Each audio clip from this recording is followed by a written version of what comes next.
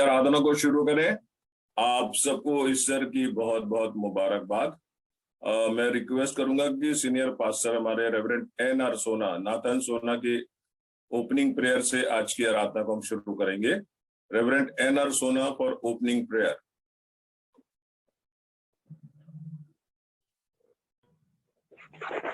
आइए हम प्रार्थना करें। सर्वशक्तिमान दयालु परमेश्वर पिता, आज के ईस्टर मुबारक के लिए आपको धन्यवाद देते हैं कि तूने अपने प्रिय पुत्र को इस संसार में हमारे पापों के लिए भेजा और उसने ये शो कर दिया कि मृतकों में से जी उठना है।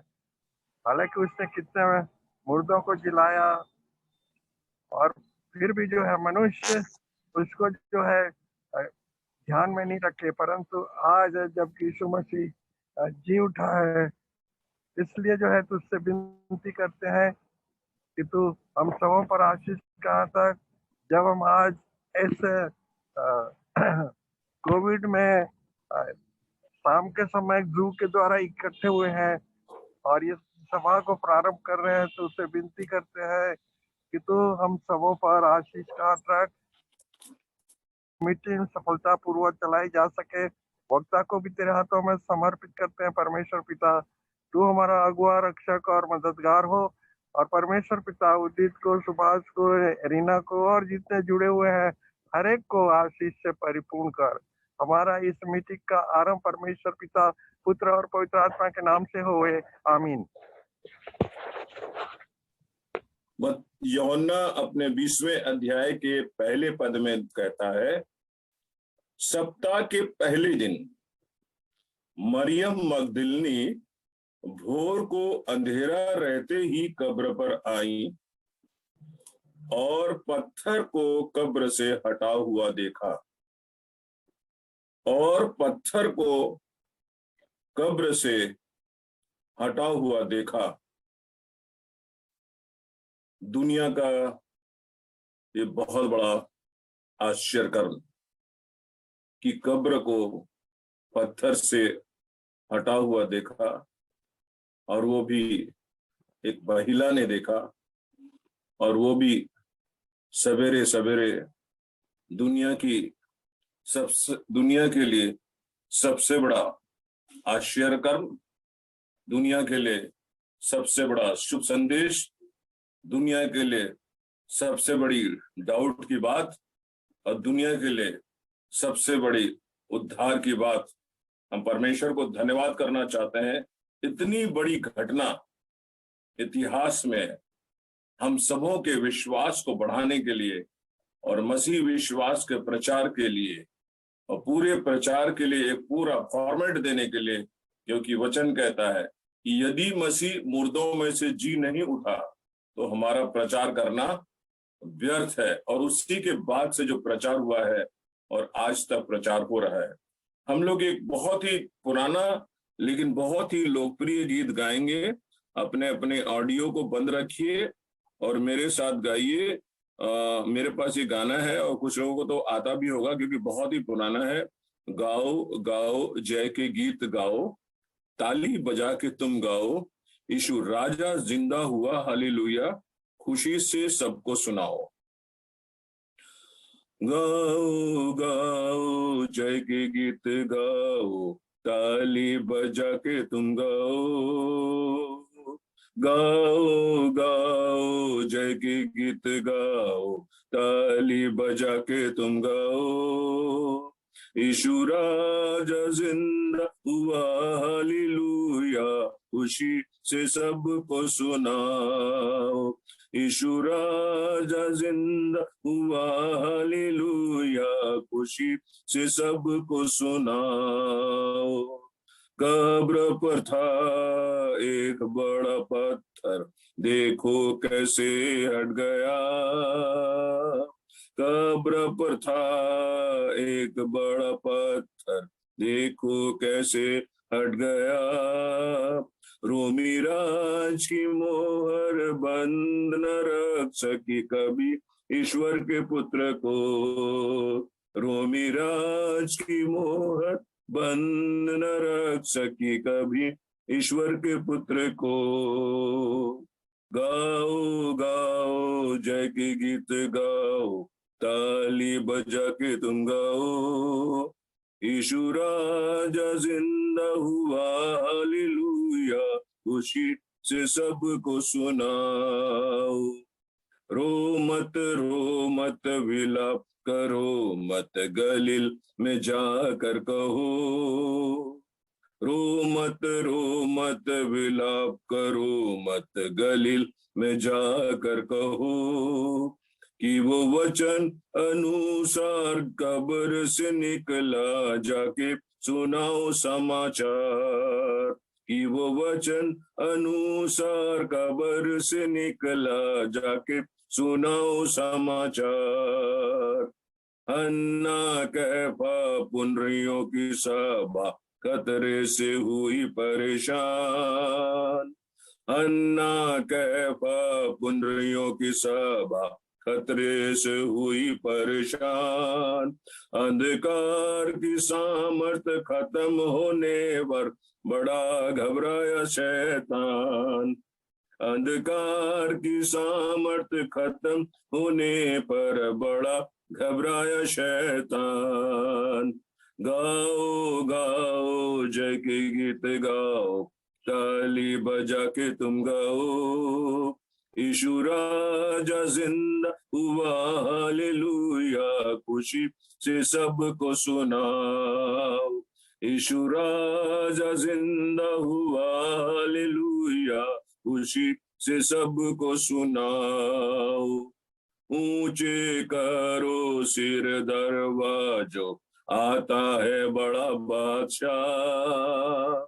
ऊंचे करो सिर दरवाजो, आता है बड़ा बादशाह। नरसिंह सितार और तबल बजाकर गाओ तुम हालेलुया। नरसिंह सितार और तबले बजाकर गाओ तुम हालेलुया।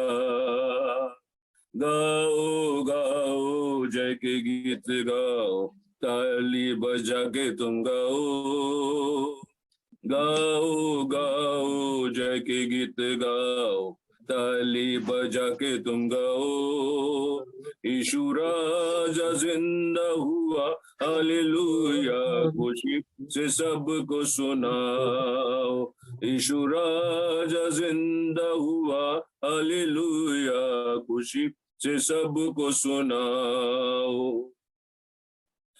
परमेश्वर को धन्यवाद देता हूं मैं सुंदर गीतों के लिए, और इन गीतों के साथ हम लोग बचपन से बड़े हुए हैं, और हम इन गीतों में पूरे परमेश्वर के बेटे यीशु मसीह के जी उठने की कहानी को देखते हैं।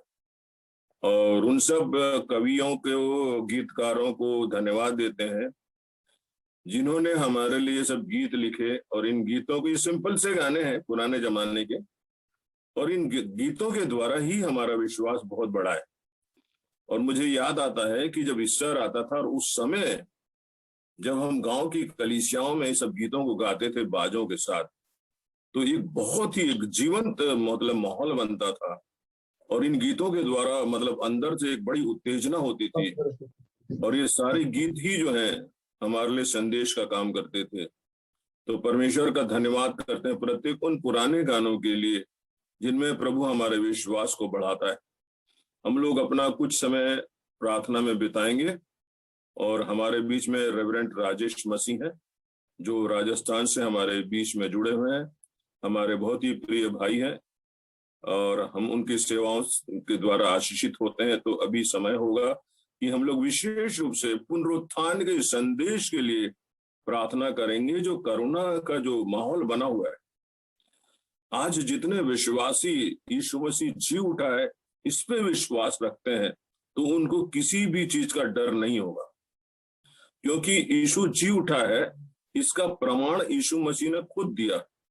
और जब जो व्यक्ति जी उठता है, जब वो खुद ही आके प्रमाण देता है और कहता है कि मैं हूं, डरो मत, तो जिस विश्वासी को ये शब्द, ये संदेश समझ में आ जाता है कि प्रभु बोल रहा है मुझे, मैं हूं, डरो मत, तो मृत्यु तक उसे किसी भी बात का डर नहीं रहेगा, क्योंकि मृत्यु के बाद वो उसको अपने साथ लेके जाएगा। तो ये बड़ा विश्वास जो है इस शब्द में है, इस वाक्य में है कि यीशु जी उठा है।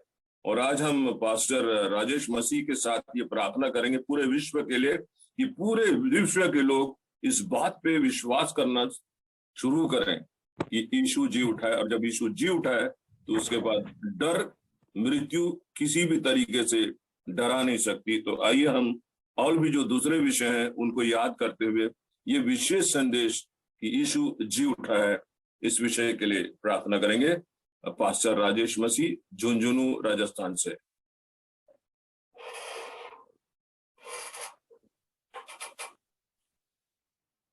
आइए हम प्रार्थना करें।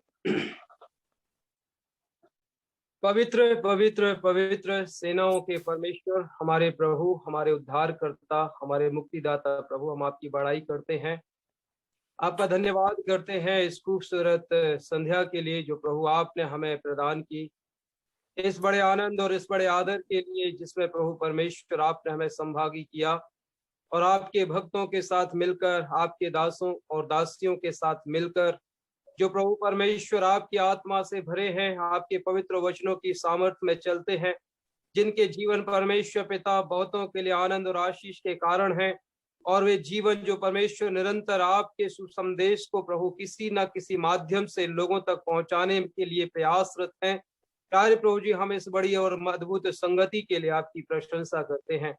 कितने ऐसे जीवन है प्रभु जो इस प्रकार की संगति का लाभ उठाना चाहते हैं, परंतु उनकी आकांक्षाएं पूरी नहीं होने पाती। लेकिन आपने प्रभु परमेश्वर, आपने हमें उन धन्य लोगों में शामिल किया है, इसके लिए हम आपकी बड़ी प्रशंसा करते हैं। आज का दिन ना केवल हमारे मसीही जगत के लिए, परंतु परमेश्वर पिता संपूर्ण सृष्टि के लिए, संपूर्ण विश्व के लिए प्यारे परमेश्वर एक बड़ा और अद्भुत संदेश है। जब प्रभु परमेश्वर हमारा मुक्तिदाता प्रभु यीशु मसीह मृतकों में से जी उठा और उसने इस बात का संदेश दे दिया कि हे मृत्यु तेरी जय कहाँ रही, हे मृत्यु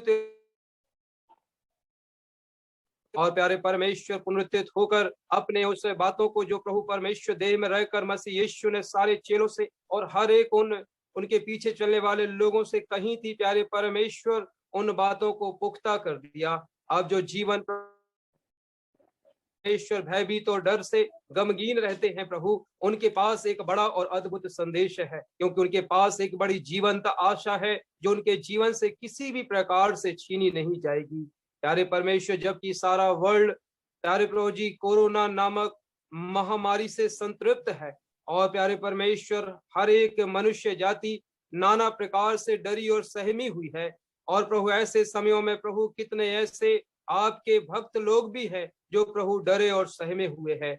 प्रभु परमेश्वर, यदि आज की परिस्थिति को उस समय की परिस्थिति से मिलान करें तो कुछ बातें समरूपता में नजर आती हैं। प्यारे प्रभु जी, आपके शिष्य भी प्रभु परमेश्वर आपके मारे जाने से, आपके गाड़े जाने के बाद प्यारे परमेश्वर एक कमरे में छुपे और डूबते हुए बैठे हुए थे, लेकिन प्यारे परमेश्वर आप पुनरुत्थित होकर उनको दिखाई दिए, उनसे बातें किए, उनको आश्वासन दिए कि तुम्हारा स्वामी, तुम्हारा गुरु, तुम्हारा प्रभु जीवित है। वो मरा हुआ परमेश्वर नहीं परंतु जीवितों का परमेश्वर है। ओ खुदावंद, इस बड़े अच्छे और शानदार प्रभु परमेश्वर संदेश के लिए हम आपकी प्रशंसा, आपकी तारीफ करते हैं। आज हमारे पास एक निश्चय आशा है कि हम एक ऐसे परमेश्वर के भक्त हैं, एक ऐसे परमेश्वर को रिप्रेजेंट कर रहे हैं, एक ऐसे प्रभु को हम लोगों के साथ बांट रहे हैं जो परमेश्वर जीवित है, सच्चा है, और प्रभु हमारे सब प्रकार के डर और भय पर हमारी जिंदगियों को जयवंत करता है। आखिरी भय जो मृत्यु का, जो परमेश्वर सारा मनुष्य जाति डरती है, प्रभु आपने उस पर भी जयवंत होकर ये संदेश दे दिया कि आप अपने लोगों के साथ हैं। सचमुच प्रभु, जो हम निर्बल होते हैं तभी आपकी सबलता हमारे जीवनों में, आपकी सामर्थ्य हमारे जीवनों में निरंतर प्रबल होती है और हम और अधिकाई से आपकी निकटता में बढ़ने के योग्य बनने पाते हैं। आज प्रभु परमेश्वर, जो आपके दासों ने, दासियों ने विभिन्न प्रकार से आपके संदेश को, आपके पुनरुत्थान के संदेश को, जिस पर संपूर्ण मसीहियत आधारित है प्यारे परमेश्वर, उस संदेश को जब लोगों को दिया होगा, हे प्रभु हमारी प्रार्थना है कि इन संदेशों को, इन वचनों को आप कारगर सिद्ध करें, ताकि प्रभु जो डरे और सहमे हुए लोग हैं, जो घबराए हुए हैं, बेचैन हैं, निराशाओं में हैं, उन तक प्रभु परमेश्वर एक जीवंत संदेश पहुंचे और उस पर आशा रखकर पिता आपकी राह पर चलने के कारण बनने पाए। आज की शाम भी प्यारे परमेश्वर जब हम आपके दास के द्वारा आपके पवित्र वचनों को सुनते हैं, यही प्रार्थना करते हैं प्रभु कि आप अपने दास को अपनी आत्मा का अभिषेक दें, अपने पवित्र वचनों की भरपूरी दें, ताकि प्यारे परमेश्वर वो आप वो नहीं परंतु आप उसमें होकर बोले। और प्रभु हम सबको ग्रहण करने वाला हृदय, सुनने वाले कान और उसी के अनुसार प्रभु परमेश्वर चलने के योग्य जीवन दे प्रभु, ताकि हम और अधिकाई से पूर्ण रीति से आपकी सामर्थ्य में होकर चल सकें, बढ़ सकें और आपके इस पुनरुत्थान के संदेश से बहुतों को आशीषित करने के कारण बन सकें। हम धन्यवाद देना चाहते हैं और साथ ही प्रार्थना करना चाहते हैं church of north India New York and care ministry की डायरेक्टर हमारी दीदी रोरैना के लिए। हम परमेश्वर प्रार्थना करना चाहते हैं हमारे प्रिय अंकल नाथन सोना अंकल के लिए, प्यारे प्रभु जी, और भी जितने भी हमारे प्रिय सेवकगण जो प्रभु परमेश्वर हमारे साथ आराधना कर, उनको उनके घरानों समेत हम आपके हाथों में सौंपते हैं। हमारे ये बुजुर्ग, हमारे रेवरेंड उदित सोना सर के संपूर्ण खानदान को हम आपके हाथों में सौंपते हैं। प्यारे परमेश्वर यही प्रार्थना करते हैं जिन किसी भी प्रकार की शारीरिक दुर्बलताओं से इनकी जिंदगियां घिरी हुई, प्यारे प्रभु जी, सब बातों पर उनको जयवंत करें, ताकि कोई भी किसी प्रकार की निर्बलता प्यारे परमेश्वर आपके सिद्ध कार्यों को, आपके सिद्ध संदेशों को दूसरों तक पहुंचाने में रुकावट न बनने पाए, परंतु प्यारे परमेश्वर अपनी निर्बलताओं के बावजूद भी आपके गवाह बनकर बहुतों को प्रभु आपके राज्य में खींच कर लाने का कारण बन जाए। ऐसी आप दया करें प्यारे परमेश्वर। जो भी प्रभु सेवाएं केयर मिनिस्ट्री के माध्यम से संपूर्ण वर्ल्ड के भिन्न भिन्न क्षेत्रों में संचालित हो रही हैं प्रभु, उसके लिए जो भी आवश्यक जरूरत है हर एक चीज की पूर्ति प्रभु आप अपने स्वर्ग भंडार से करें, ताकि परमेश्वर किसी भी भली वस्तु की घटी ना हो, परंतु प्रभु ये सेवा और अधिकाई से बढ़ती जाए और बहुत से जीवन प्यारे परमेश्वर सेवाओं के माध्यम से आपकी निकटता में आने का कारण बनने पाए। प्यारे परमेश्वर हमारे उन मसीह भाई बहनों के लिए, मसीह परिवारों के लिए जो प्रभु परमेश्वर इस कोरोना की भेंट चढ़ गए, प्यारे परमेश्वर उनके शोकित घरानों को हम आपके हाथों में सौंपते हैं। जिनके जीविका चली गई, जिनके रोजगार चले गए, प्यारे परमेश्वर पर दया करके उन्हें इस योग्य करें ताकि उन्हें जीविका मिल सके, उन्हें रोजगार मिल सके और वो किसी भी प्रकार से हताश निराश ना हो, परंतु आपकी आशा में आनंदित रहकर आगे बढ़ सके। आपने हमें जो प्रभु परमेश्वर हर प्रकार से योग्य और सक्षम बनाया प्रभु, होने दे कि हम ऐसों की मदद के लिए अपने हाथों को बढ़ा सकें और परमेश्वर पिता थोड़ा उनके साथ, उनके सहयोगी बनकर प्रभु परमेश्वर उन्हें सही राह पर लाने के योग्य बनाने का कारण बनने पाए। ऐसी आप दया कर दीजिए प्यारे प्रभु जी। आगे की संपूर्ण आराधना पर प्यारे परमेश्वर अपनी आशीष देना और प्रभु परमेश्वर जितने भी लोग जुड़े हर एक जन पिता आपके नाम से आशीषित होकर बहुतों के लिए आनंद आशीष के कारण बन जाए। ऐसी आप दया कर दीजिए। धन्यवाद करते यीशु, आपने हमारी इस विनती को सुना है, तो सारी महिमा, सारा आदर, सारी गौरव हम आपको देते हैं और इस विनती को अपने मुक्तिदाता प्रभु यीशु मसीह के मधुर मीठे नाम से मांगते हैं, आमीन। पास्टर राजेश मसीह प्रभु आपको बहुत आशीष दे।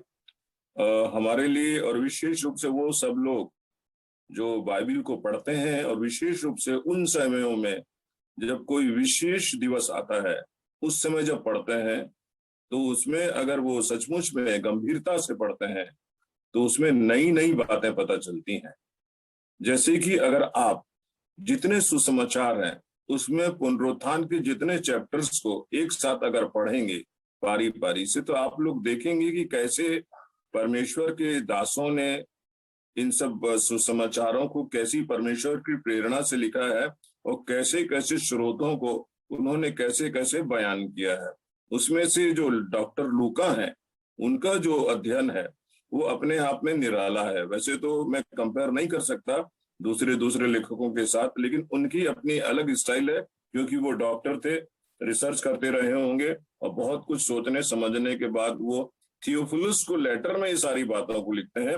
और उसके लिए हम देखेंगे आज उनका जो 24वां अध्याय है, लूका 24 जो है उसका 1 से 12 तक। और मैं हमारे भाई साहब सुभाष सोना से अनुरोध करूंगा कि लूका 24 1 से 12 पढ़ने में हमारी अगुवाई करेंगे। लूका 24 1 से 12, ध्यान से एक एक शब्दों को आप सुनिएगा। लूका 24 1 से 12 बार बार पढ़वा रहा है।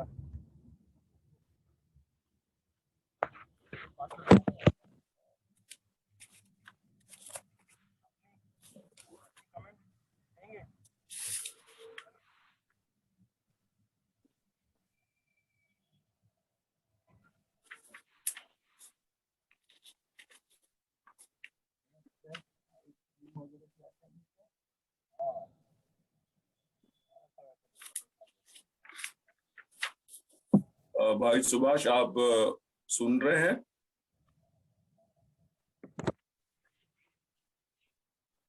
हेलो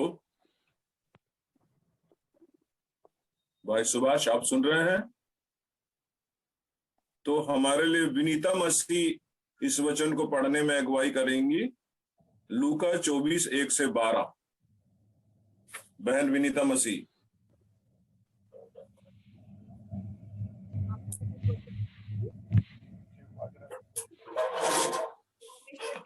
वचन में से पढ़ेंगे। लूका रचित सुसमाचार उसका 24 अध्याय उसके 1 से 12 पद तक। यहाँ पर इस प्रकार से लिखा हुआ है, परंतु सप्ताह के पहले दिन बड़े भोर को वे उन सुगंधित वस्तुओं को जो उन्होंने तैयार की थी लेकर कब्र पर आई। उन्होंने पत्थर को कब्र पर से लुढ़का हुआ पाया, पर भीतर जाकर प्रभु यीशु का शव न पाया। जब इस बात से भौचक्की हो रही थी, तो देखो, 2 पुरुष झलकते वस्त्र पहने हुए उनके पास आ खड़े हुए। जब वे डर गईं और धरती की ओर मुंह झुकाए रहीं, तो उन्होंने उनसे कहा, तुम जीवते को मरे हुओं में क्यों ढूंढती हो? वह यहाँ नहीं, परंतु जी उठा है। स्मरण करो कि उसने गलील में रहते हुए तुमसे कहा था, अवश्य है कि मनुष्य का पुत्र पापियों के हाथ में पकड़वाया जाए और क्रूस पर चढ़ाया जाए और तीसरे दिन जी उठे। तब उसकी बातें उनको स्मरण आई और कब्र से लौटकर उन्होंने उन 11 को और अन्य सब को ये सब बातें कह सुनाई। जिन्होंने प्रेरितों से ये बातें कही, वे मरियम मगदलीनी और योन्ना और याकूब की माता मरियम और उनके साथ अन्य स्त्रियां भी थीं। परंतु उनकी बातें उन्हें कहानी सी जान पड़ी और उन्होंने उनकी प्रतीति ना की। तब पतरस उठकर कब्र पर दौड़ा गया और झुककर केवल कपड़े पड़े देखे, और जो हुआ था उससे अचंभा करता हुआ अपने घर चला गया। परमेश्वर के वचन के पढ़े और सुने जाने पर आशीष। इस सुंदर वचन के लिए लूका को हम धन्यवाद देते हैं और बहन को भी धन्यवाद देते हैं जो आज के वचन में पढ़ने में हमारी सहायता की। हमारे लिए आज बड़े हर्ष का विषय है कि हमारे एक बड़े प्रिय भाई, जो बहुत ही हमारे पुराने भाई और पुराने मित्र हैं, और हम सब एक मंच से एक साथ बड़े हुए हैं। ऐसा लगता है जैसे छत्तीसगढ़ में एक ही मामा पापा के बच्चे हैं हम लोग, और एक साथ बड़े प्यार से हम लोग बड़े। बहुत सारे हमारे हम उम्र के दोस्त यार हैं जो बड़े साहित्य प्रेमी रहे हैं, और सबको परमेश्वर ने अलग अलग वरदान दिया था। तो उसमें एक अरविंद मित्रा का नाम है, पास्टर का, जो सबका जाना पहचाना हुआ है, और एक बहुत ही क्वालिफाइड बीएसपी में कार्य करता थे, मैनेजर पोस्ट पे, और लिखने के बहुत ही ज्यादा धनी व्यक्ति रहे हैं, और प्रकाशित करने के भी उनकी किताबें भी हैं। अगापे पत्रिका के एडिटर थे, और एक स्वतंत्र सेवकाई उन्होंने शुरू करी। पास्टर के रूप में वो एक कलीसिया के अगुवाई कर रहे हैं। तो मैंने उनसे विनती करी और उन्होंने बहुत सारे स्वीकार किया कि हमारे इस church of north India New York के मंच से आज परमेश्वर का वचन हम उन्हीं के द्वारा सुनेंगे। और मैं अपने प्रिय भाई को इसके पहले कि वो वचन सुनाए, एक छोटी सी प्रार्थना करके उनको परमेश्वर के हाथ में सुपर्द करना चाहता हूं वचन सुनाने के लिए। आइए हम लोग प्रार्थना करें। प्यारे परमेश्वर, मैं सचमुच में सम्मानित हूँ प्रभु कि आज मुझे तेरा एक वचन सुनने का मौका फिर से मिला है, और जब तक हम रहेंगे इस दुनिया में तेरे वचन को सुनते रहेंगे। लेकिन आज तूने मेरे एक भाई पास्टर अरविंद मित्रा को परमेश्वर हमारे लिए तैयार किया है कि आज जितने इस जूम से जुड़े हुए हमारे मित्र हैं, भाई हैं, बहनें हैं, लोग हैं, किसी भी कंट्री में क्यों न हो, आज जब परमेश्वर का वचन, पुनरुत्थान का विशेष संदेश हम भाई के द्वारा सुनते हैं प्रभु, तो उनको विशेष रूप से पवित्र आत्मा की अगुवाई में बोलने की सामर्थ्य दे परमेश्वर, और हमें भी तैयार कर प्रभु हमारे हृदय को कि हम भी बड़ी नम्रता और दीनता से इस संदेश को सुन सकें। जब से हमने पढ़ाना शुरू किया परमेश्वर, यद्यपि हम बार बार इस वचन को पढ़ते हैं, लेकिन हम जानते हैं कि किसी भी हालत में ये वचन पुराना नहीं है प्रभु। ये जीवित वचन है, और जीवित वचन कभी पुराना नहीं हो सकता, उसमें सामर्थ होती है।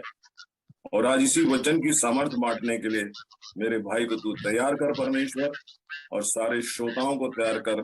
आज की ये संदेश का उत्सव हम सबको बहुत आशीषित करे, तेरे मीठे नाम से मांगते हैं, आमीन। भाई अरविंद मित्रा, पास्टर अरविंद मित्रा का हम स्वागत करते हैं, और आज का वचन हम उनसे सुनेंगे। आप सबको प्रभु यीशु मसीह के मधुर नाम में नमस्कार। हमारा यीशु मसीह जी उठा है, और सचमुच वो जी उठा है, और इसके आनंद में हम सुबह से विभिन्न कार्यक्रमों में और विभिन्न सभाओं में सम्मिलित होते रहे हैं। हमारे गायक मित्र गीत गाते रहे, प्रचारक मित्र वचन सुनाते रहे, और उसी तारतम्य में हमको ये मौका मिला है कि आज हम अपने दूर दूर के भाई बहनों के साथ संगति कर सकते हैं और वचन को बांट सकते हैं। इस बहुमूल्य अवसर के लिए मैं भाई उदित सोना को और अपनी संस्था के सभी प्रियों को, जो आदरणीय हैं, बुजुर्ग हैं और परमेश्वर की सेवा शायद हमारी आयु से भी ज्यादा वो कर चुके हैं, मैं उन सब को धन्यवाद देता हूं। और आज के इस वचन को मैं आपके सामने रखना चाहता हूं, जिसको मैंने शीर्षक दिया है, हमारी तलाश क्या है। आज जबकि हम पुनरुत्थान पर्व मना रहे हैं, हमारी तलाश क्या है? क्योंकि जैसा हमने अभी लूका रचित सुसमाचार उसके 24वें अध्याय के पहले 12 पदों में देखा, यीशु से प्रेम करने वाले, यीशु मसीह के साथ साथ चलने वाले, यीशु मसीह के साथ साथ सेवा करने वाले और यीशु मसीह की हर बात को सुनने वाले लोग कौन से यीशु की तलाश कर रहे थे, वो किस यीशु को ढूंढ रहे थे। और जब मैं इस वचन को पढ़ रहा था, मैंने ये देखा कि ये प्रश्न मनुष्य से नहीं कर रहा है, परमेश्वर मनुष्य से नहीं कर रहा है, लेकिन परमेश्वर के दूत उन लोगों से प्रश्न कर रहे हैं जो उनके पास आए थे, और वो प्रश्न करते हैं उनसे कि तुम जीवित को मरे हुए में क्यों ढूंढते हो। दो स्वर्गदूत, जब हमने लूका रचित सुसमाचार उसके 24वें अध्याय के 5वें पद को पढ़ा, तो वहां पर लिखा है कि दो स्वर्गदूत प्रश्न करते हैं उन स्त्रियों से जो कि बड़ी भोर को उस कब्र पर आई थी, और वो उनसे पूछते हैं, तुम जीवते को मरे हुओं में क्यों ढूंढती हो। और बात यहीं पर खत्म नहीं हो जाती, लेकिन जैसा भाई उदित ने प्रारंभ में कहा, और ये आत्मा की प्रेरणा से कहा कि जब हम इन पुनरुत्थान के समय के सब सुसमाचारों को पढ़ते हैं तो हमको नया नया प्रकाशन मिलता है। और जब हमने लूका में पढ़ा तो लिखा है, तुम जीवितों को मरे हुए में क्यों ढूंढती हो। और जब हम इसी अंश को मत्ती में जाते हैं और मत्ती रचित सुसमाचार उसके 28वें अध्याय के 5वें पद में देखते हैं, वहां स्वर्गदूत स्त्रियों से कहता है, मैं जानता हूं कि तुम यीशु को जो क्रूस पर चढ़ाया गया था ढूंढती। अर्थात स्वर्गदूत को यह मालूम है कि ये स्त्रियां कौन से यीशु को ढूंढ रही हैं। ये लूका के अनुसार मरे हुए यीशु को, मृत यीशु को ढूंढ रही थी। और यहाँ पर मत्ती में लिखा हुआ है कि मैं जानता हूं कि तुम यीशु को जो क्रूस पर चढ़ाया गया था, तुम्हारी तलाश क्रूस पर चढ़ाए गए यीशु की, और मैं जानता हूं कि तुम उस यीशु को ढूंढ रही हो। और जब हम मरकुस रचित सुसमाचार उसके 16वें अध्याय के 6वें पद में जाते हैं, वहां स्वर्गदूत स्त्रियों से कहता है, चकित मत हो, तुम यीशु नासरी को जो क्रूस पर चढ़ाया गया था ढूंढती। अर्थात इन स्त्रियों की जो तलाश थी, जो वो खोज रही थी, और वो यीशु था जो क्रूस पर चढ़ाया गया और क्रूस पर मर गया, जिसने अपनी आत्मा परमेश्वर के हाथ में सौंप दी, और उसके बाद उसको गाड़ दिया गया और कब्र पर पत्थर रख दिया गया और उस पर मुहर भी हो गई। उस यीशु को ये स्त्रियां ढूंढ रही थी, और ना सिर्फ इसे उस यीशु को ढूंढ रही थी, लेकिन मरे हुए यीशु से मिलकर ये कुछ करना चाहती थी, ये एक तैयारी कर रही थी। किससे? मरे हुए यीशु से मिलकर ये तैयारी कर रही थी कि हम अपनी रीति विधि को पूरा करें। और उसके लिए लिखा हुआ है कि वो रात भर जागती हैं, क्योंकि जब शाम को दिन ढल जाता है और विश्रामवार खत्म हो जाता है, तब ये बाजार जाती हैं और ये बाजार से वो वस्तुएं खरीदती हैं, जिससे कि वो तैयार कर सके वो लेप जो कि यीशु मसीह की लोथ पर लगाया जाए। और ये लेप जो होता है वो सस्ता नहीं था, क्योंकि उसको प्रिजर्व करने के लिए, लोथ को काफी समय तक अच्छे से रखने के लिए उसमें बहुत सी चीजें मिलाई जाती थी, और ये वो सब चीजों को खरीदती हैं, अपना पैसा खर्च करती हैं, और पैसा खर्च करने के बाद उसे लाती हैं और रात भर तैयारी करती हैं, क्योंकि लिखा है बड़ी भोर को ये कब्र की ओर वो सारी तैयारी करके चली जाती हैं। तो इन्हें तैयारी किस समय में करी? जब दिन ढल चुका था, ये बाजार गई, सामान लाई, और उसके बाद इन्होंने बड़ा परिश्रम किया, और परिश्रम करके वो जा रही हैं तैयारी करके यीशु की लोथ पर उन सामानों को मलने की। ना सिर्फ वो तैयारी करती हैं, ना सिर्फ वो परिश्रम करती हैं, और ना सिर्फ वो पैसा खर्च करती हैं, लेकिन वो बड़ी भोर को उठ जाती हैं और कब्र की ओर, जो बेयाबान में होगी, बस्ती में नहीं होगी, उस कब्र की ओर चली जाती। उनको मालूम है कि उस कब्र पर मुहर है, उनको मालूम है कि वहां पर रोमी सैनिक भी हो सकते हैं जो कि उसकी रखवाली कर रहे हैं, फिर भी उनका प्रेम उनको विवश कर रहा है कि वो कब्र की ओर जाएं, और वो बड़ा साहस करके जाती हैं। और उनके सामने एक बड़ी विकट समस्या भी है, और वो ये समस्या है कि कब्र पर जो बड़ा सा पत्थर उसको हटाएगा।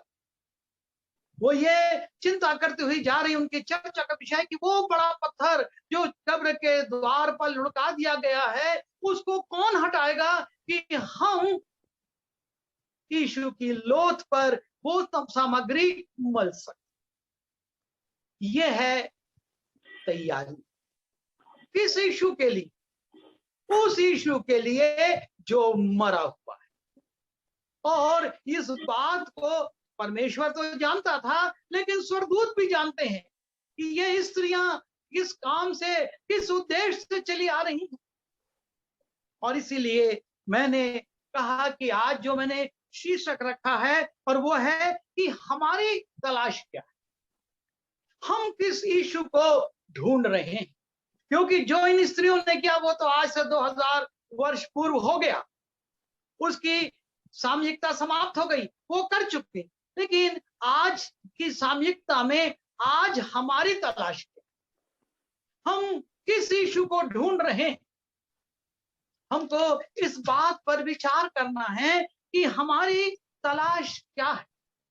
क्योंकि एक बहुत ही आनंददायक बात यहां पर है कि ये स्त्रियां तैयारी कर रही हैं, पैसा खर्च कर रही हैं, मेहनत कर रही हैं, सुबह सुबह चली जा रही हैं, चिंता कर रही हैं, मृत देह पर अपने बनाए हुए पदार्थों को, उन चीजों को लगाने के लिए। पर उसी की दूसरी ओर इनकी तैयारी जी उठने वाले यीशु के लिए किया है, क्योंकि यीशु का जी उठना कोई अकस्मात घटी हुई घटना नहीं थी। यीशु मसीह ने लगभग 8 बार से ज्यादा इस बात को कह दिया था अपने चेलों से और इन स्त्रियों के सामने कि मनुष्य के पुत्र का दुख उठाना, अपमान सहना, क्रूस पर चढ़ाया जाना, मर जाना और तीसरे दिन मृतकों में से जी उठना होगा।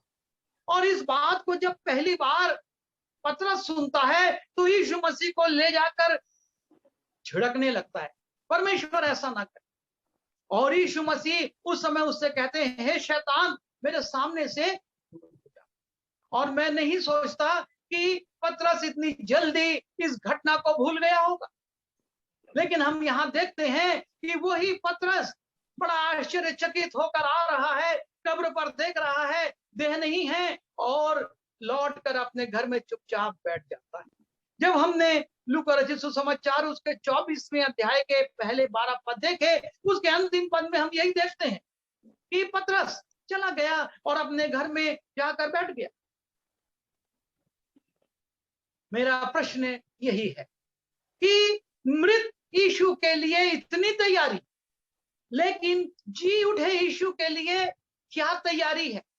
जब हम मत्ती रचित सुसमाचार उसके 16वें अध्याय के 21वें पद में जाते हैं, 17वें पद के 22वें पद में जाते हैं, और जब हम 20वें पद के 18वें और 19वें पद में जाते हैं, तीनों जगह पर यीशु मसीह अपने जी उठने की बात कह रहे हैं। और जब हम मरकुस में जाते हैं तो वहां पर भी 3 बार, मरकुस उसके 8वें अध्याय के 21वें पद में और 9वें अध्याय के 31वें पद में और 10वें अध्याय के 33 और 34 पद में यीशु मसीह अपने जी उठने की बात करते हैं। और लूका रचित सुसमाचार में 2 बार, लूका 9 उसके 22 और लूका 18 उसके 31 से 33 पद में यीशु मसीह अपने पुनरुत्थान की बात अपने चेलों को बता रहे हैं। क्यों बता रहे थे? और ना सिर्फ उन्होंने ये बात बताई, लेकिन एक और बात कही थी कि मैं गलील को जाऊंगा, पुनरुत्थान के बाद मैं गलील को जाऊंगा, मैं तुमसे वहां मिलूंगा, मैं तुमसे यरूशलेम में नहीं मिलूंगा, मैं तुमसे गलील में मिलूंगा।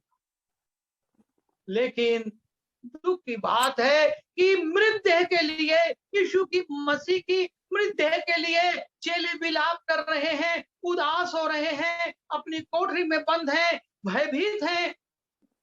लेकिन जिस यीशु ने उनसे कहा था कि मैं जी उठूंगा, उस बात को वो दरकिनार कर दिए, उस बात को उन्होंने भुला दिया, उस बात पर वो ध्यान नहीं दे रहे। और यही सवाल वर्तमान में हमारे सामने भी है कि हम कौन से यीशु की तलाश कर रहे हैं, हम कौन से यीशु को ढूंढ रहे हैं। वो 2020 साल पहले जो घटनाएं घटी थी और जो यीशु मर गया था, गाड़ दिया गया था, हम उसकी बात कर रहे हैं, या जो जी उठा और उसके बाद आज जाकर परमेश्वर के दाहिने हाथ पर बैठकर हमारे लिए मध्यस्थता की प्रार्थना कर रहा है और ये कह गया है कि मैं आऊंगा ताकि जहां मैं रहूं वहां तुम भी रहो। आज हमारी तलाश क्या है? जुबान से हम कह सकते हैं कि नहीं, हमारी तलाश वो यीशु है जो कि बादलों पर आने वाला है, लेकिन हमारे कामों से, हमारे व्यवहार से कौन सी तलाश प्रकट? क्योंकि यदि इन चेलों ने यीशु मसीह की बात को सुना होता, उस पर ध्यान दिया होता, उसको समझा होता, उस पर तवज्जो की होती, उस पर मनन किया होता, तो निश्चित रूप से वो उठकर कब्र की ओर नहीं जाता, लेकिन वो उठकर तीसरे दिन गलील की ओर जाता। और यहाँ पर एक बड़ा दुखद पक्ष है। जब हम मत्ती रचित समाचार में जाते हैं, वहां पर लिखा है कि ये याजक महायाजक पिलातुस के पास जाते हैं 27वें अध्याय के 66वें पद में, और उससे कहते हैं हमको स्मरण है, हमको याद है कि उस भरमाने वाले ने कहा था कि मैं तीसरे दिन जी उठूंगा, और इसलिए हमको उस कब्र की कम से कम 3 दिन तो रखवाली करनी होगी। कहीं ऐसा ना हो कि चेले उसकी लोथ को चुरा कर ले जाएं और कहें वो जी उठा है, तब तो पिछला धोखा पहले से भी बड़ा हो जाएगा, संसार कहेगा वो जी उठा। ये बात यीशु के शत्रुओं को याद, और याद होने के कारण वो एक्ट भी करते हैं, वो उस पर अमल करते हैं और पिलातुस की मुहर, गवर्नर की मुहर लगवाते हैं और उस कब्र की रखवाली करते हैं। लेकिन ये बात यीशु के प्रियों को याद नहीं, या ये कहें कि इन शत्रुओं ने तो यीशु मसीह की बात पर विश्वास किया था, लेकिन यीशु के प्रियों ने, उसके शिष्यों ने, उन स्त्रियों ने जो उसके साथ साथ रहती थी, उसकी सेवा करती थी, उन्होंने उसको स्मरण नहीं किया या उस पर विश्वास नहीं किया। अर्थात उन्होंने ये कहा, सोचा कि यीशु मसीह ने ये बात यूं ही कह दी,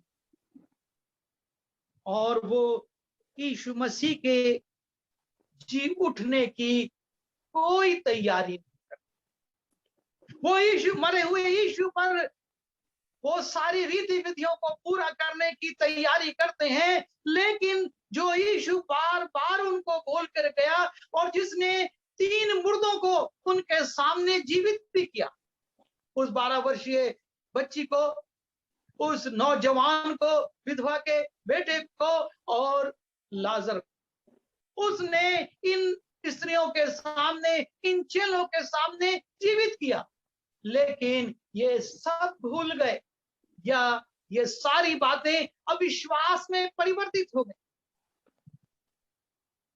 वो भूल जाते हैं, वो विश्वास नहीं करते हैं।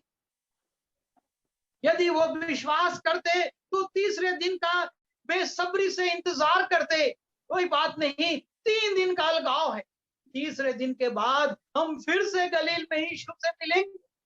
लेकिन वो इंतजार की जगह विलाप कर रहे हैं, और स्त्रियां इंतजार की जगह ये तैयारी कर रहे हैं कि अब तो उसकी मम्मी बनाएंगे और उस पर ये सब लगाएंगे, और इस प्रकार हम संतुष्ट हो जाएंगे कि हमने यीशु के लिए इस कार्य को पूरा किया।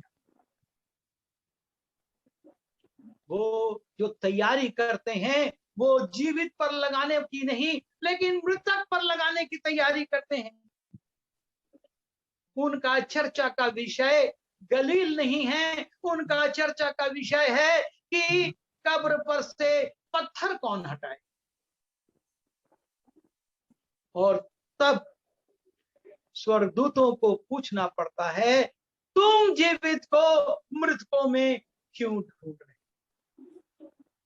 आज जब हम वर्तमान में आ जाते हैं, वर्तमान परिस्थितियों को देखते हैं, तो हम पाते हैं आज भी हम उन्हीं रीति विधियों, आज भी हम उन धार्मिक क्रियाकलापों को, अपनी मसीहत को प्रकट करने वाली बातों के माध्यम से ये प्रकट करते हैं कि यीशु के हम चेले हैं। लेकिन सच्चाई इससे, हम इस बात से संतुष्ट हैं कि हमने क्रिसमस मनाया, हम इस बात से संतुष्ट हैं कि हमने गुड फ्राइडे मनाया, 7 वाणियों पर चर्चा करी, 3 घंटे 4 घंटे हम आराधना भवन में बैठे, हम इस बात से संतुष्ट हैं कि हमने ईस्टर मनाया, पुनरुत्थान के गीत गाए, और हम इस बात से संतुष्ट होकर अपनी धार्मिकता में डूब जाते। हम धर्मी व्यक्ति हैं, हम ईसीजी हैं, हम ईस्टर मनाते हैं, हम क्रिसमस मनाते हैं, हम गुड फ्राइडे मनाते हैं और हम इसमें संतुष्ट हैं। हम इसमें संतुष्ट नहीं हैं जहां पर कि परमेश्वर, जब हम यशाया उसके पहले अध्याय के 12वें पद से 14वें पद में जाते हैं, परमेश्वर कहता है मैं तुम्हारे पर्वों से चीज से घृणा करता हूं। कौन कहता है कि तुम मेरे भवन को अपने पैरों से रौंदो? वो इन भेंटों से, इन चढ़ाई जाने वाली बलियों से प्रसन्न नहीं होता। क्यों नहीं होता? क्योंकि ये सिर्फ एक रीति विधियां थी कि हमको यह पर्व मनाना है, नए चांद का पर्व मनाना है, खजूर का पर्व मनाना है झोपड़ी वाला, और हमको फसह का पर्व मनाना है। लेकिन उसकी आत्मिकता से उनको कुछ मतलब नहीं था और इसलिए परमेश्वर कहता मैं इससे घृणा करता हूं। और आमोस में भी इसी बात को कोट करा जाता है। जब हम आमोस उसके 5वें अध्याय के 21वें और 22वें पद में जाते हैं कि ये सारे जो पर्व हैं इनसे मैं प्रसन्न नहीं, मुझको ये नहीं चाहिए, क्योंकि वो हमारी बाह्य धार्मिकता को नहीं देखता, वो हमारी आंतरिक धार्मिकता को देखता है। वो ये देखता है कि हम रीति विधि मनाने वाले और इन विधियों को पूरा करने वाले मसीह हैं या सचमुच पर उस पर विश्वास करने वाले लोग। आज हमारी तलाश क्या है? हम संतुष्ट हैं, गुड फ्राइडे मनाकर बहुत आंसू बहा रहे हैं, और जबकि गुड फ्राइडे आनंद का दिन है। यदि गुड फ्राइडे ना होता तो आप और मैं नहीं होते, यीशु का बलिदान नहीं होता तो हम आज कहां होते। पर मैं कठोर ना हूं तो कहूं कि घड़ियाली आंसू बहाते हैं। हम ये कहते हैं हम बड़े दुखी हो रहे हैं, वास्तव में वो तो आनंद की बात है, क्योंकि स्वर्ग का द्वार उस क्रूस से खुला है, वो टूटा संबंध उस क्रूस से जुड़ा है। लेकिन हमारी धार्मिकता, हमारी रीति विधियां हमारे चेहरे को बना देती हैं, हम उदास दिखते हैं। हम मिट्टी के आराधना भवनों को और उनको सजाकर संतुष्ट हैं। मैंने इतना बड़ा भवन बना दिया, उसमें इतने बहुमूल्य पत्थर लगवा दिए और उसमें ये कर दिया, उसमें वो कर दिया। कोई कहता है मैंने उसमें फानूस लगवा दिया, कोई कहता है उसमें मैंने अच्छी अच्छी लाइटें लगवा दी, कोई कहता है मैंने उसमें टाइल्स लगवा दिया। लेकिन परमेश्वर का वचन कहता है क्या तुम नहीं जानते कि तुम परमेश्वर का मंदिर हो? आज इस परमेश्वर के मंदिर की दशा क्या, इसमें टाइल्स की जगह, इसमें फानूस की जगह और इसमें बहुमूल्य चीजों की जगह क्या चीजें डाली जा रही हैं? कौन सी चीजों का हम सेवन कर रहे हैं? कौन सी बातें हमारे मुंह से निकल रही हैं? क्योंकि यीशु मसीह ने कहा जो मुंह से निकलता है वो मनुष्य को अशुद्ध करता है। आज ये भवन अशुद्ध हो रहा है, हमको चिंता नहीं, लेकिन परमेश्वर के भवन में हमको जूते उतार कर जाना है, अच्छी तौर से स्नान करके जाना है, अच्छे कपड़ों में जाना है। लेकिन आज हमारा देह का भवन हर अशुद्ध वस्तु से भरा हुआ है, हर अशुद्ध वस्तु हमारे मुंह से निकल रही है, हम उसको उच्चारित कर रहे हैं। आज हमारी तलाश क्या है? ये संसारिक मिट्टी के भवन, यीशु ने कहा पत्थर पर पत्थर भी नहीं बचेगा जो ढाया ना जाए। लेकिन आपका और मेरा ये भवन क्या करे?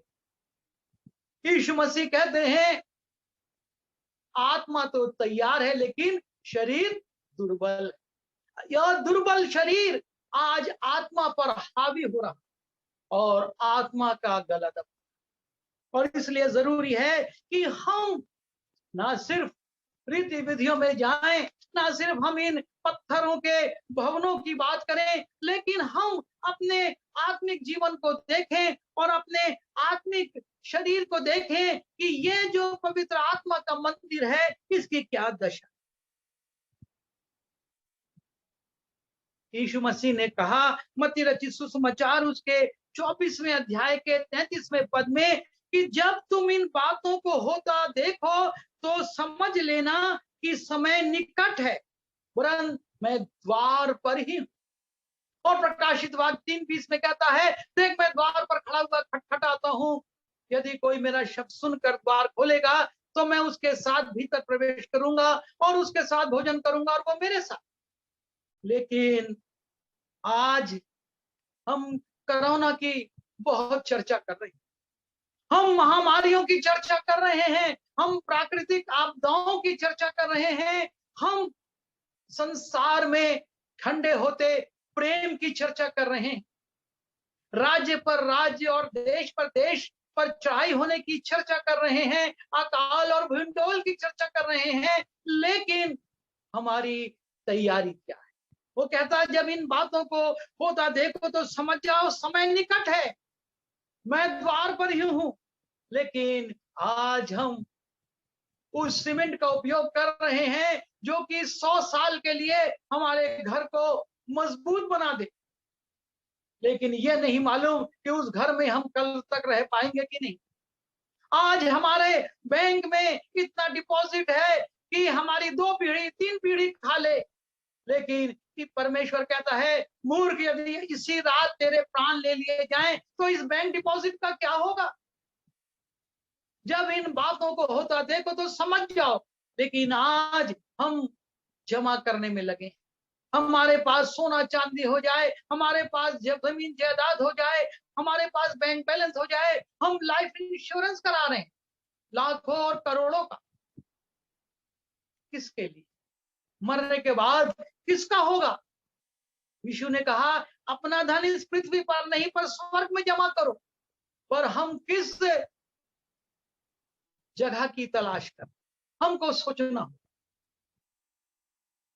क्या आज हम इन बातों के प्रति गंभीर हैं क्या, या अपनी मनमानी करने में लगे? ये मनमानी कर रहे थे, अपने तरीके से वो सारी वस्तुएं तैयार कर रहे थे जिसकी कोई कीमत नहीं रह गई, जो नष्ट हो गई, फेंक दी गई होगी।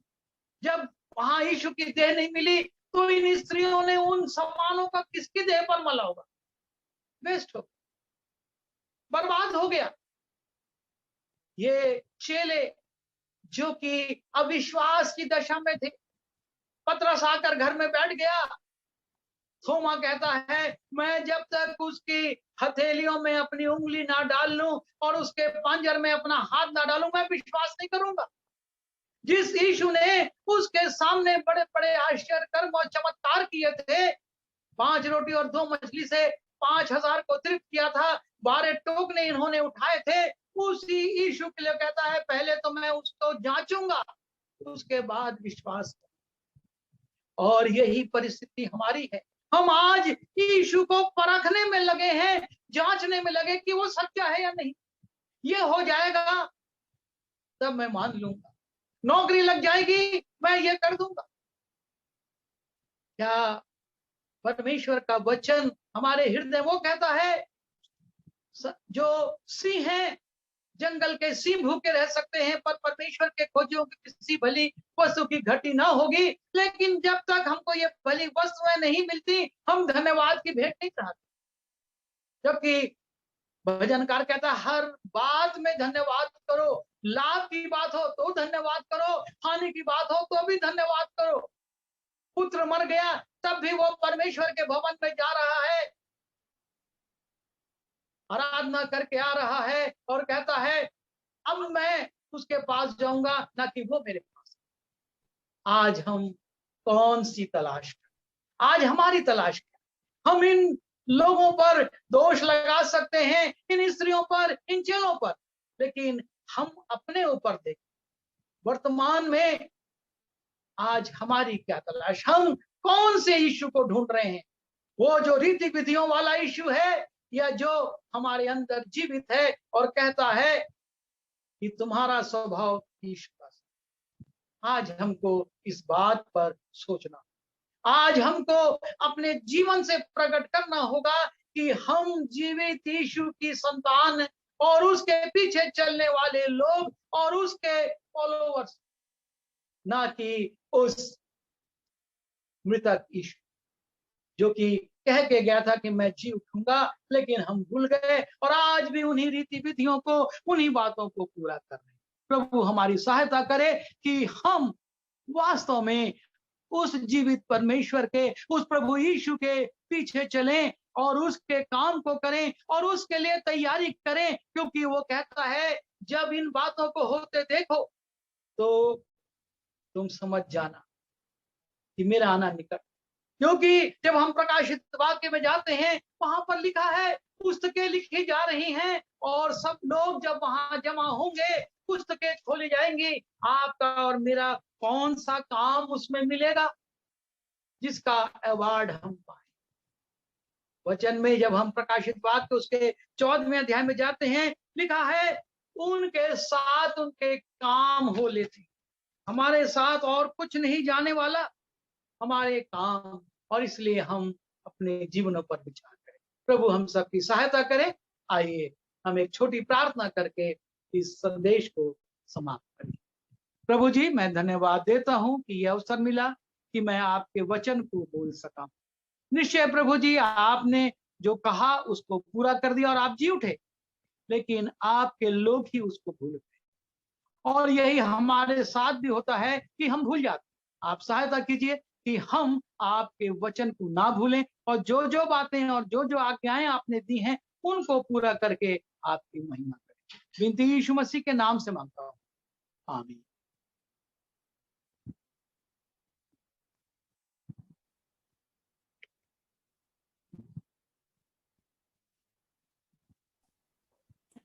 परमेश्वर पिता का हम धन्यवाद करना चाहते हैं आज के बहुत ही सुंदर वचन के लिए। और मैं विश्वास करता हूं कि मेरे साथ साथ आपने भाई अरविंद मित्रा के द्वारा शेयर की गई सुंदर पुनरुत्थान से संबंधित इस उद्देश्यपूर्ण इस आशीष को ग्रहण किया होगा। Yes, yes, I am here, uncle. I am here. Mute कर दिया I'm going to invite you to sing the song. मैं चाहता हूँ कि कोई गाना हमारे लिए पेश करें, उसके बाद वोट ऑफ थैंक्स दिया जाएगा। He is very dear son to us. एक छोटे से बड़ा हुआ है, हमारे भैया हमारी दीदी का बेटा है और बहुत ही प्यारा प्रभु का दास है। सोनोली में रहते हैं और एक बड़े म्यूजिशियन है, एक रिसर्च करने वाले म्यूजिशियन है और बहुत ही खूबसूरत सिंगर है। बेटा put on the mic, audio on करो।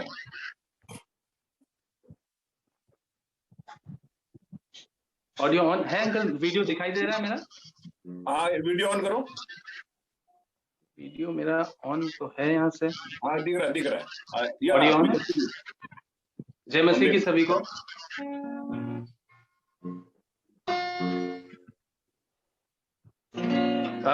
एक बड़ा प्यारा गीत है, आज हम लोग ने चर्च में भी इस गीत को गाया था।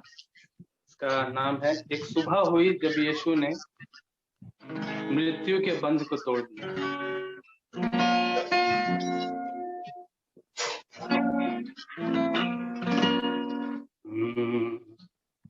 एक सुबह हुई जब यीशु ने मृत्यु के बंध को खोल दिया।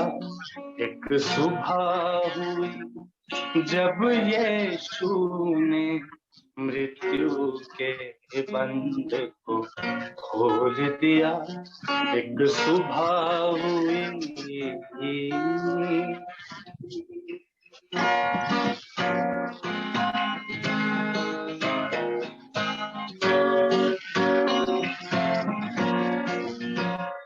एक दूत स्वर्ग से आया, पत्थर को अलग हटाया। एक दूत स्वर्ग से आया, पत्थर को अलग हटाया। रुमाल जो सर पर था लिपटा, सिंहाने रख कर छोड़ दिया।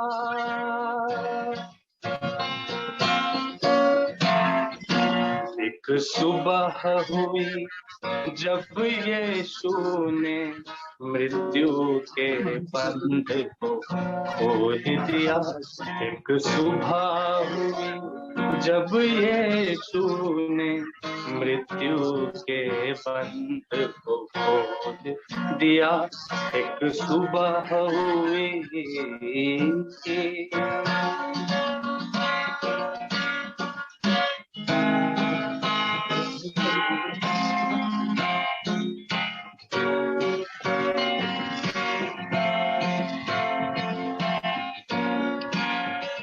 मरियम ने कब्र देखी खाली, समझी यीशु को माली।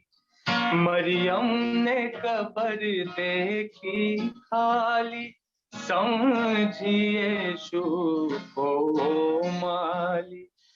पर सुनी सदा जब यीशु की, तो सब्र का दामन छोड़ दिया।